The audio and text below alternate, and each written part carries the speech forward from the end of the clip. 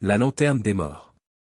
Dans un petit village perdu au cœur de la campagne française, une ancienne légende circulait depuis des siècles, celle de la lanterne des morts. On disait qu'elle n'était pas seulement un monument funéraire, mais un phare pour les âmes errantes, une lueur qui guidait les morts vers l'au-delà. Les anciens du village avertissaient les jeunes, ne t'approche jamais de la lanterne la nuit. Si elle s'éteint en ta présence, elle te réclamera en retour.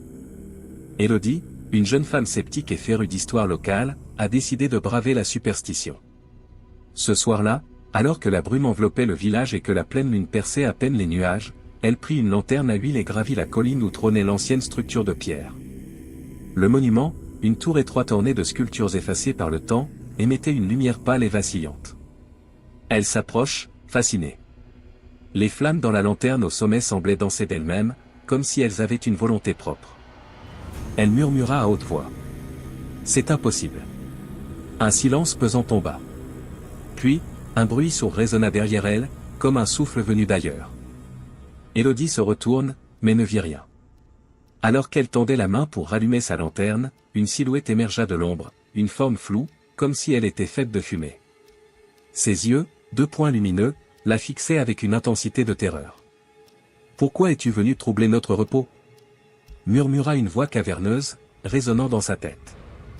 Élodie, paralysée par la peur, ne répondit pas. Les silhouettes se multiplièrent autour d'elle, d'abord 2, puis 10, puis des dizaines d'ombres spectrales qui s'élevaient du sol. Elles murmuraient des mots incompréhensibles, mais leur colère était palpable. La lumière de la lanterne des morts se ralluma occasionnellement, mais cette fois, elle était rouge sang. Un des spectres s'approche, tendant une main translucide vers Élodie. Elle voulait fuir, mais ses jambes refusaient de bouger. Au moment où la main glaciale effleura son visage, elle sentit une douleur intense, comme si son âme était arrachée de son corps. Le lendemain matin, les habitants du village retrouvèrent la lanterne éteinte et Élodie, figée, assise au pied du monument. Ses yeux, ouverts et vides, fixaient l'horizon. Elle semblait encore vivante, mais personne ne réussit à la réveiller. Certains disaient que son âme avait été emprisonnée dans la lanterne pour apaiser les morts qu'elle avait dérangés. Depuis ce jour, la lanterne des morts ne s'est plus jamais rallumée. Mais les nuits de pleine lune, certains jurent entendre des murmures et des cris venant de la colline.